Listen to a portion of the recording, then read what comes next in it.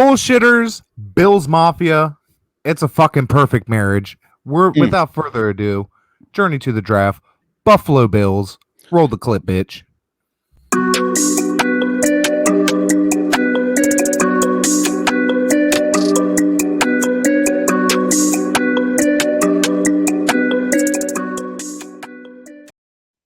Well, bullshitters. I am John. Hello.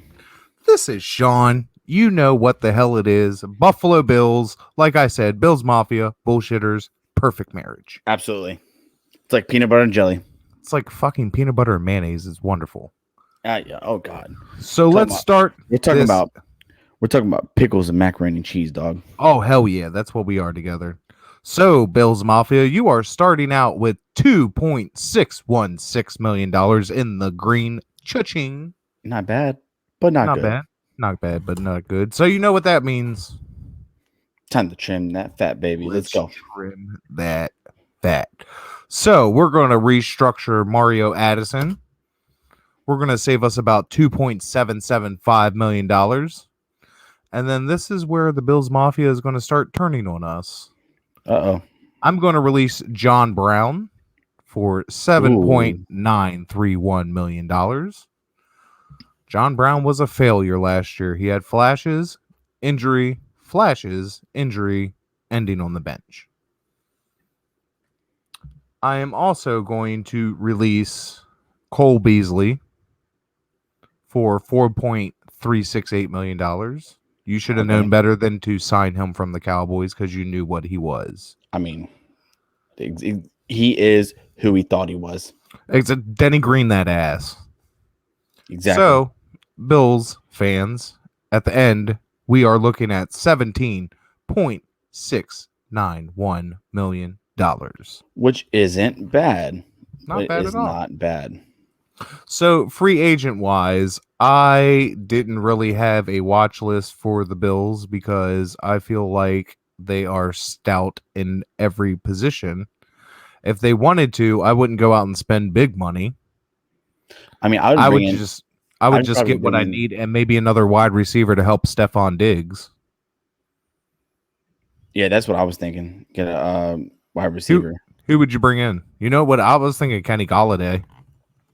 He might be too expensive though to bring in. You can bring in, somebody who wants to revive their career a little bit. He's 33 years old, but Golden Tate might be a good, cheap option there. You can bring in Adam Humphries if you'll take a cheaper deal. What about Josh Reynolds? I think that would be a good pairing. Yeah. You could bring in Willie Snead. He played 52% of the snaps, I believe. But then again, they're not a throwing team. But when they did throw it to him, he was lights out. Right. I mean, there's a bunch of cheap options that you can get. You can even bring in John Ross. Ooh. You got to respect his speed. You can throw him in the slot and get another an outside receiver in the draft or something. The only thing I'd be worried about John Ross is the injuries that he's had in Cincinnati. Yeah, I would agree on that. But, I mean, that just lowers his price even more. True that. 1 year prove it deal. Say, prove it to me. Would you throw a bank at the wide receiver position? I don't know because you're already paying Stephon Diggs. And then what about Hunter? What about Hunter Henry here?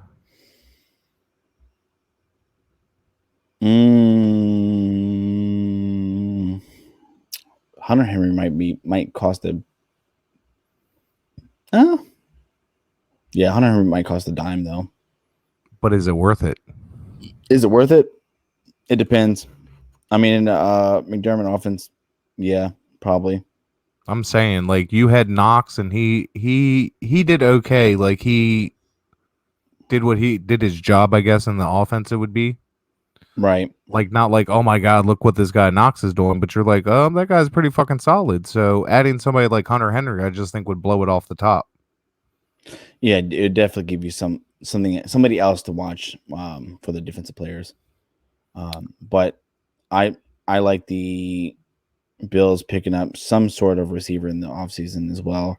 Like you can go Hunter Henry and then try to go like a cheaper option, like John Ross or like Willie Snead, Willie Snead, something like that. Somebody who can still get the job done but not break the bank.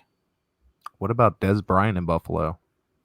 Ooh, dude, that is a move. That is a. I'm going after a shit move. I mean, I think the Ravens are a terrible fit for Des Bryant because me too. Terrible fit. But they did show that he can still play. Absolutely, he can still play. Which I think Josh Allen would fucking benefit greatly. He's a big body receiver who can still stretch the field still. And you could still, even if you brought in Des Bryant, you can still afford those guys on the bottom like Josh Reynolds and Willie Snead. And absolutely. You still bring in depth players, rotational guys, and you still have, your number one is going to be Stephon Diggs, but you can, right. But what you're trying to do is take the pressure off him. So if you go get a Hunter Henry, go get like some of these smaller players, you can better take that pressure off of Stephon Diggs and you can go places. I agree. And pick up a fucking running back or something. Singletary, fucking Moss. Zach Moss. Ugh. I'd pick up a vet just to light a fire under these guys. True. Who would you pick up? All day. That is a good option. Show them the look, dude, this guy is fucking about to go to a retirement home and he's still busting out $100 a game. Yeah, exactly. Shoot, he wasn't even not this past season, but the season before that, he ran for a 99-yard touchdown. Yeah. Shit, Thanksgiving, he was tearing it up. He had two touchdowns in the first half, and then they sat him. Right. But, enough about all day. Let's draft for the Bills Mafia, baby. Let's draft. So, round one, I went up, and you need some help here, Bills Mafia, so I hooked you the hell up. I got you Nick Bolton, linebacker, Mizzou. Ooh. I went linebacker.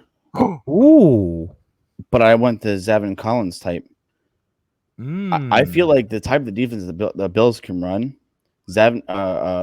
Collins is a really good fit because he can rush the passer if you need him to. He can drop back in coverage if you need him to. He's like a kind of like a jackknife, a Swiss Army knife on your linebacker core. So it's kind of a decent pickup there. I took Nick Bolton because that's like a run-stop power force right there, buddy. You're going to be he's going to walk away with paint from the other person's helmet on his. Mm. And Bills, we didn't forget about you. Round two. Absolutely. I went and grabbed you a receiver.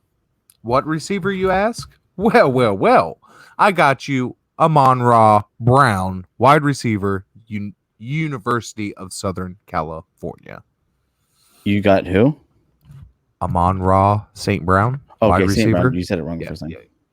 Did I? Yeah, you did. Well, I think you're bullshitting. I'm staying on defense. And I'm going to go to the secondary this time. And I'm going to pick Asante Samuel Jr. Ooh. From Florida State University. Nice. Well, I disagree with you because they could definitely. Why would you pass up Amon-Ra? That's ridiculous. But yeah, I mean that is either pick is a no-brainer in this situation. To be honest with you, I agree. Either way, you're going linebacker, and if you don't, then either way, you're going linebacker and receiver and cornerback. You could either rotate cornerback in the first, wide receiver in the second, or linebacker in the first. Josh Norman's a free agent. I don't know if he did enough to bring him back. I wouldn't fucking bring him back. Exactly. So that's what I'm saying. Go second round, go, Asante Samuel Jr. Bills fans will forever be haunted by Josh Norman getting train fucking wrecked stiff-armed by Derrick Henry. He is the poster child. And he's like, I didn't get stiff-armed. Boy, you got stiff arm, shoved in the ground. You got bullied. You got shoved in the locker. You're done, son. Get out of here. Goodbye. And, you know, that's a failed experiment, but congratulations. You guys got through it. Don't bring them back. Absolutely. But Bills Mafia, that is the time. Again, I'm John. This is Sean. As always, No Bullshit Sports Podcast. Like, comment, subscribe. We'd love to hear from you. We'd love to shoot the shit. Peace the fuck out.